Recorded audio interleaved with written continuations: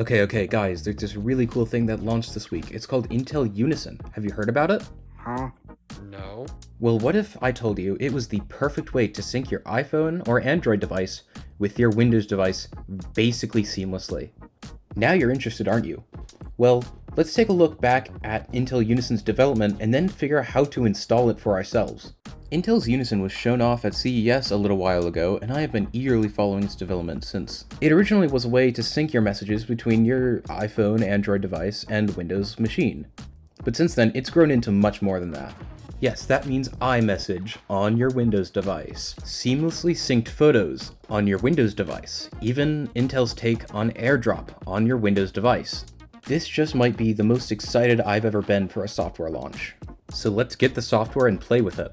Intel Unison is on iPhone in the App Store or on Android on Google Play. All you have to do is go to the App Store, hit search for Intel Unison, and install it. Now, I already have it installed, but it's just the normal app installation process. On the Windows side, it is on the Microsoft Store, although if you do not have an Intel Evo processor, you will have to go to Google, search for Intel Unison download, click the first Microsoft Store link, and then open in the Microsoft Store. There you'll be able to install it. Keep in mind, as far as I know, this does require an Intel processor, although I don't know how far back it goes, and either way, I would be shocked if the community doesn't figure out a way to run it on AMD or older Intel processors. So now that we have it installed, let's test it out. I found that letting Intel Unison run in the background is the best way to do it, because then your phone and laptop are always connected and you get notifications from your phone. Sharing photos and files is easy. Just find the file or photo you want to share, press share, share to Intel Unison, and it'll do its magic. Otherwise, you can go through the Intel Unison app, but this is just a little more clunky in my opinion. And there we go. Now that image is both on my iPhone and Windows machine. If you allow Intel Unison on your phone access to your photos, you can even share the other way around. You can share a file or photo from your Windows machine to your iPhone or Android device, and it'll just appear in the corresponding app, whether that be photos or files. But what about texting and calling? Well, this is very new, it only released a few days ago, so as expected there are a few bugs. Currently, if I were to text someone on my Windows laptop, it will show up on my phone. But if I were to text someone on my phone, and look to see if the message sent on my Windows machine, it doesn't show up at all. But again, it's a bug that'll probably be ironed out pretty soon. Another thing I had difficulty with was calling and using my laptop as a speaker and microphone. If I called from my iPhone, I wasn't able to get it to work, but if I called from my Windows machine, it worked great. However, incoming calls didn't work perfectly. Take this test call as an example.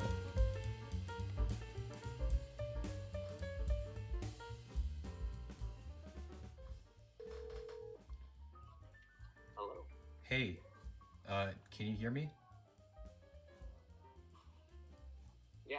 Okay, cool, because this is from my Windows laptop. Oh. That's wow. about, Okay. yeah, that's about it. Yeah. Okay. Okay, Awesome. okay, There is bye. some feedback. What? There's some feedback. Yeah, because the mic isn't perfect, but you know, Yeah. yeah. That okay. Awesome. Good. Yep, Timing was good. yeah. Okay, see you later. Okay. See ya. Bye. Bye. So my friend did say that there's a little bit of feedback on the mic, but I suspect that this is just a my laptop issue and not a Intel Unison issue. Now I feel it's important to say that I've been using a laptop as an example, but any Windows device with an Intel processor and Bluetooth support should work. Now I'm curious, what happens if I try to install Intel Unison on my Mac?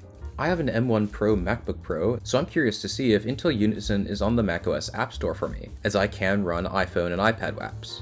But alas, it was not to be. So I decided to break out my toolbox of sketchy apps and see if I could install it on my Mac that way. I attempted to use iMazing to export the IPA of Intel Unison from my iPhone to my Mac so that I can install it. While I was able to export the IPA successfully, macOS couldn't install it on its own. So then I tried Sideloady.